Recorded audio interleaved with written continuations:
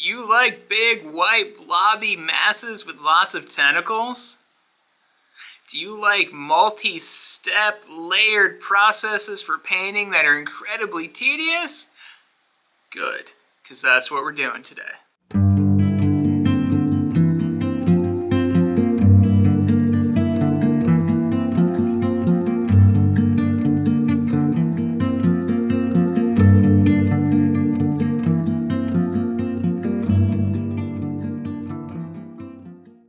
Welcome to another episode of How to Paint Cthulhu Death May Die, part of the Unspeakable box, which was the stretch goals box from the first Cthulhu Death May Die campaign. We're finally going to start tackling the great old ones in this box, and we're going to kick things off with Yog Sothoth. Now, the reason we're going to do him before Dagon is because he takes longer, he's nastier, but he's also more widely available as you were able to purchase him separately, which was nice. As I stated in my intro, this is a very tedious model to paint. I think he took me somewhere around 2 hours when all was said and done, and it is a multi-layered, multi-step process. So patience is key here, but don't lose sight of what you're doing. And while you're in the middle of working on this model, you're probably going to say to yourself, I don't like this, this isn't working, this is not going to work. But if you stick with it, if you follow along with me in what I'm doing, I promise you, your end result is going to be very pleasing. So with all that being said, let's go ahead and get started on this model. All right, so we're going to go ahead and start with Wilbur Weightley, primed in gray, 100% coverage. And we're going to do a 1-to-1 blend of algae green and peachy flesh for his skin tone. That's 1-to-1 ratio, algae green and peachy flesh. And we're just going to go ahead and cover all of his visible skin on his body. So you're going to get his legs and his ankles and his torso and his arms and face and all that good stuff. You're just going to leave the patches of fur and the intestinal bits hanging out of his midsection. And of course, obviously, you're not going to paint his hair.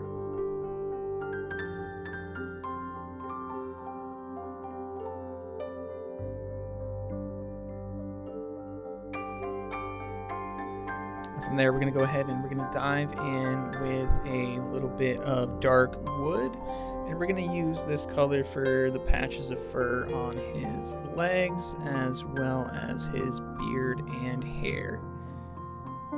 Careful not to get too much on the skin portion.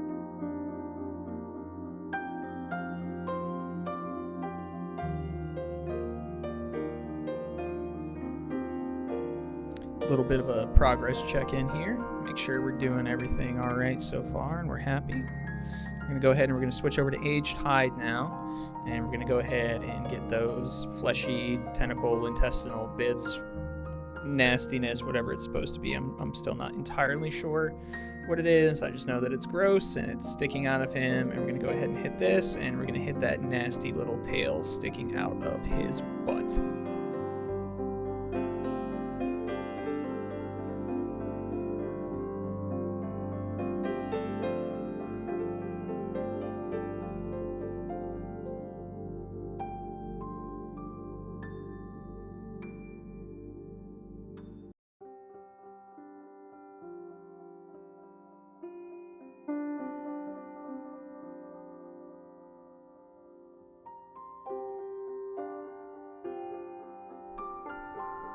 Now we're going to use Hive Dweller Purple for this really teeny tiny little stinger thing sticking out of his tail.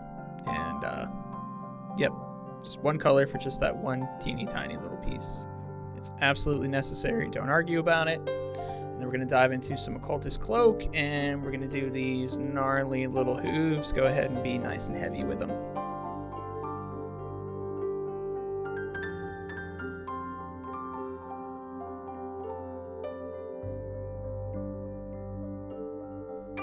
All right, this next bit is what makes the mini shine, in my opinion. So we're going to take some ancient stone, and we're going to do a pretty heavy dry brush on the cracked area of his torso here, give it kind of like a stony look, if you will. And we're going to apply this same dry brush across all of those stony, rocky pustules, nodules, whatever you want to call them. We're going to hit them with that ancient stone, and it's going to give him a really nasty, gnarly look. So go ahead and apply liberally like I'm doing here. Don't be shy. It's going to end up looking really cool. Make sure you get the top of his forehead, his face, his horns, all that good stuff. The more the better. We want him looking good and gnarly. And yeah, he's going to end up looking something like that. So now we're going to go ahead and we're going to take a little bit of demonic yellow, and we're going to go ahead and we're going to hit his eyes.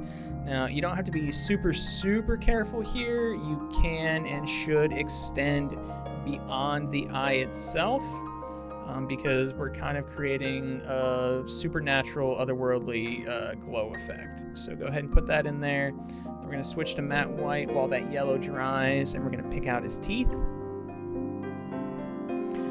Then once we're done with that, the yellow should be dry enough, and we're going to go in with some pure red. And now you want to be careful, and you just ever so gently want to dab the actual sculpted eyeballs itself.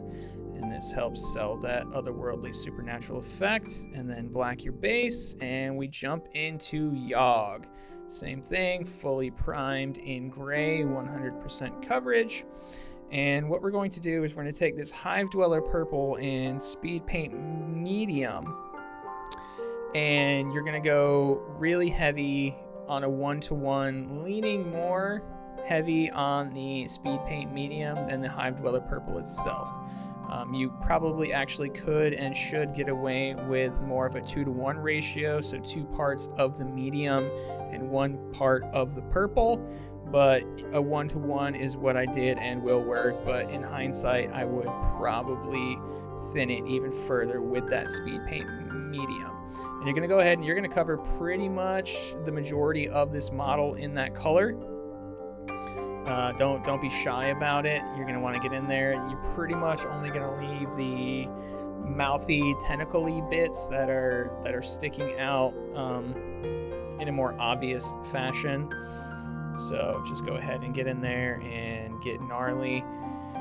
And yeah, it's a tedious process. This whole mini is tedious. Now, what I should have done, and I didn't, is you're going to want to hit the bottom half of that model as well. So make sure you get the feet and everything too in this purpley color.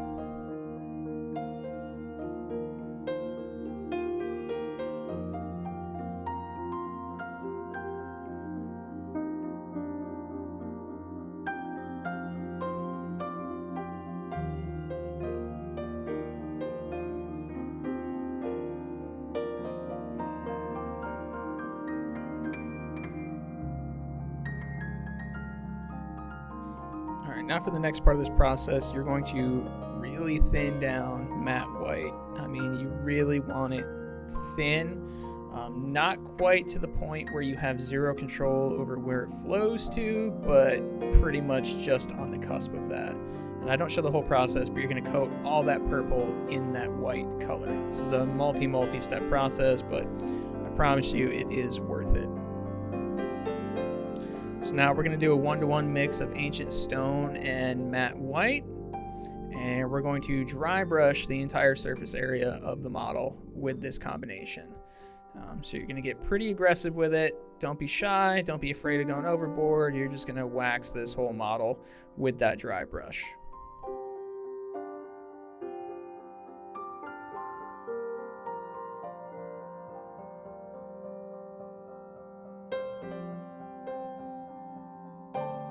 And as you can see here, it is slowly coming together and beginning to take form. But we're not done yet. Now we're going to take straight matte white and we're going to dry brush with just the matte white. You're going to want to kind of pick the most raised, most protruding surfaces to go heavy on the matte white. But, you know, kind of the same thing. You want to make sure you give them a nice, generous hit. Those most raised surfaces, most top-facing surfaces, you're hitting with that dry brush of the matte white.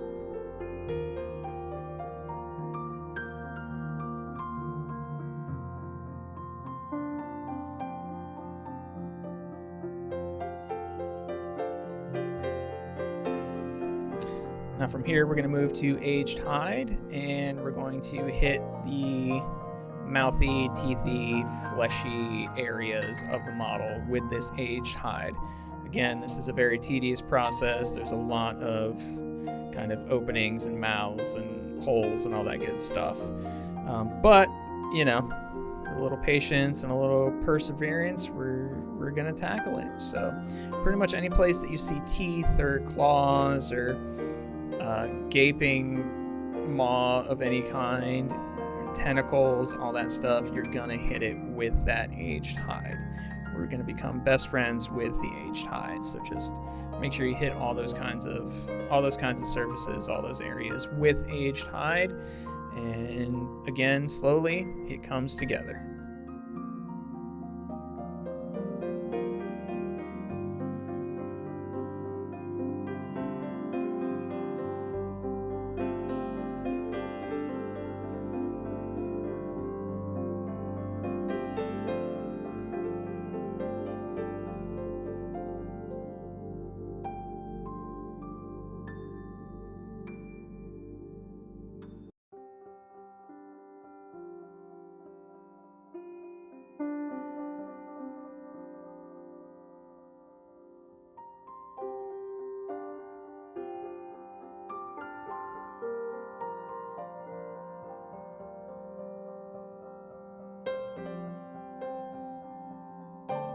Okay, so we're going to cut in here real quick because I need to address a bit of an elephant in the room, or in the video, I should say. I made a pretty bad judgment call / mistake while painting this model. I thought that the bottom portion of the model, like the leggy bits, the bottom half, would look good being a more reddish, fleshy-ish, whatever color. It would create more contrast and visual style. So I went ahead and I did it, and unfortunately it didn't work and I hated it. So you're going to see half of this model painted a different color for the duration of this video. And I tried to course correct, and the course correct didn't fully work either. So I ended up off camera having to fully redo the bottom half of the model. Now, I just wanted to address this so that you are aware. You're not going to put Aged Hide on the bottom half of that model. You are going to paint the bottom half exactly the exact same way with the exact same steps that you followed on the top portion of the model. But this is a good lesson in that it's okay to experiment, and it's okay to make mistakes on your models, because you can always fix it. There's nothing that you can do that is going to ruin the model and that cannot be corrected. Yes, it's frustrating. Yes, it's going to take more time, and it sucks that you tried something and it didn't work or it didn't turn out how you intended, but it's okay. We can fix it. We did fix it, and I just wanted to put that out there. So let's resume. Now from here, you're going to see my grave mistake that I made with the model. You'll see the bottom half covered in Aged Hide. You're not going to do that. Don't do that. You know, I hope you were watching my video closely where I explained my issues. So just ignore that portion of the model from here on out in this video. Listen to my instructions. Don't base what you see visually. But, you know, I wanted to clarify that a little bit further for everybody. Moving on to Ancient Stone, though, we're going to continue the tedium and the lengthy process, and we're going to pick out all of the teeth. And this is a multi-step process as well, and you'll see in a minute why. But yeah, there's a lot of teeth on this model. There's a lot of like claws on this model. Whatever you want to call it, you're going to be picking for quite some time.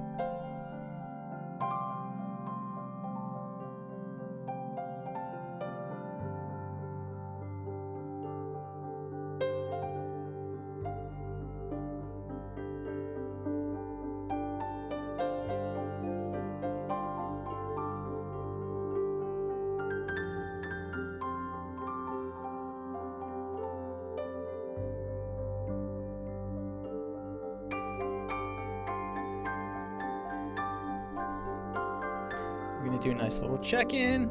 Looking good despite my error on the bottom. I did go back and correct it off camera, but yeah. So moving on to bony matter, all the teeth that we just picked out, we are then going to give them a nice coat of the bony matter. So again, everything on this model is a multi-step process with at least a couple of layers.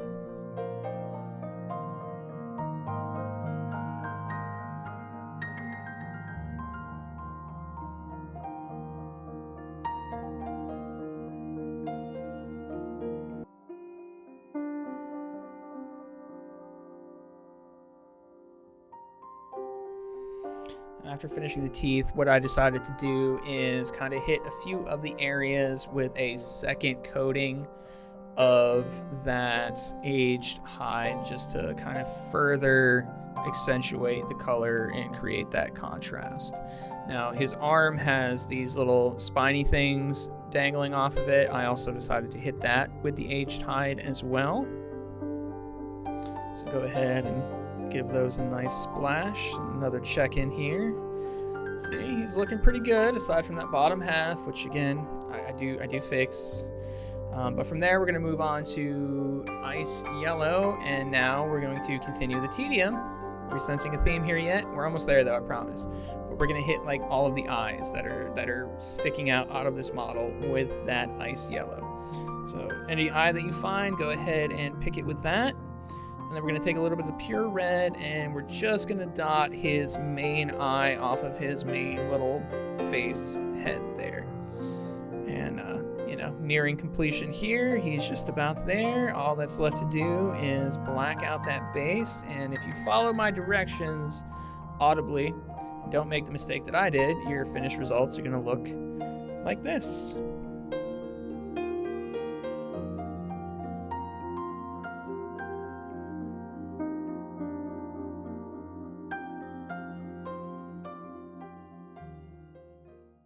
Bam!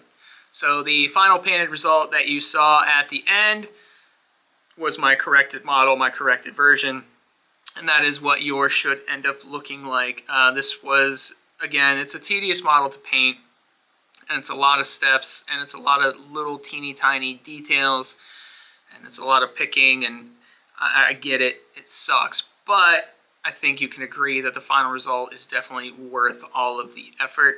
So thank you so much for being patient and painting along with me and watching and following along with me. I appreciate you. Leave a like, drop a comment, all that good stuff. I hope you learned from my mistakes today, but I also hope that you learned that it's okay to screw up. It's okay to try something different and it not work out. You just do it again, and it's all fine. So I think that's something that we can all apply in life, not just in the world of miniature painting. Having said that, again, thank you so much for watching. I've got my links down below. You can check out my Patreon where you get early access to all my videos, as well as Discord access and all that good stuff. You can join our little community that I've got. I love all the guys that are in there. Wouldn't mind getting a couple girls in there as well, just to balance things out a little bit.